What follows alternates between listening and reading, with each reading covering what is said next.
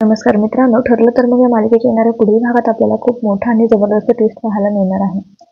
साक्षी त्या दिवशी आश्रमात होती आणि तिनेच खून केला हे सिद्ध करण्यासाठी आता फक्त 10 दिवस शिल्लक राहिले आहेत. आता अर्जुन आणि सायली हे प्रियाने दिलेली साक्ष ही कशी खोटी आहे हे सिद्ध करण्यासाठी प्रिया विरोधात पुरावे गोळा करायला लागतात आणि त्यासाठी ते रविराज आणि प्रतिमाच्या घरी जाऊन रविराजला रिक्वेस्ट करतात की आम्हाला प्रियाच्या रूमची झडती घ्यायची आहे.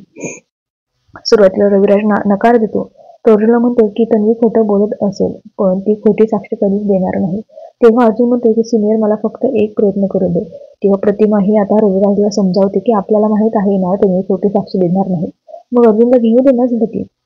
आता रविराज तयार होतो. आता रविराज, प्रतिमा आणि सायली, अर्जुन चौघेही प्रियाच्या रूम मध्ये जातात आणि अर्जुन आणि सायली तिच्या रूम मध्ये काही संशयास्पद मिळतं का ते शोधत असतात. जेव्हा अर्जुन तिचं कपाट उघडतो तेव्हा त्याला एक गाठोडं सापडतं. ते गाठोडं बघून सगळ्यांनाच धक्का बसतो, कारण काही महिन्यांपूर्वी अर्जुन हेच गाठोडं शोधत असतो. आता अर्जुनची ते गाठोडं सगळ्यांसमोर ओपन करतो. त्या गाठोड्यामध्ये ज्या वस्तू असतात त्या बघून सायलीला आश्चर्याचा धक्का बसतो, कारण त्या सगळ्या वस्तू तिच्याच असतात. त्यामुळे ते म्हणते की इथं माझं गाठोडं आहे, पण हे तनुच्या कपाटामध्ये काय करते.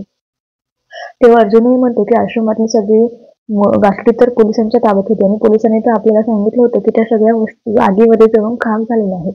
मग तन्वीकडे हे गाठोडं कसं काय आलं, कुठून आलं आणि तेही सायलीचे. तर प्रेक्षकांना आता या गोष्टीवरून प्रिया ही खोटी तन्वी आहे हे कळेल का?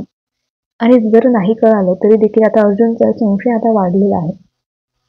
त्यामुळे लवकरच प्रियाचं भांडं आता फुटताना आपल्याला पाहायला मिळणार आहे. तर तुम्ही किती उत्सुक आहात हे सगळं पाहायला ते कमेंटमध्ये कळवायला विसरू नका. धन्यवाद.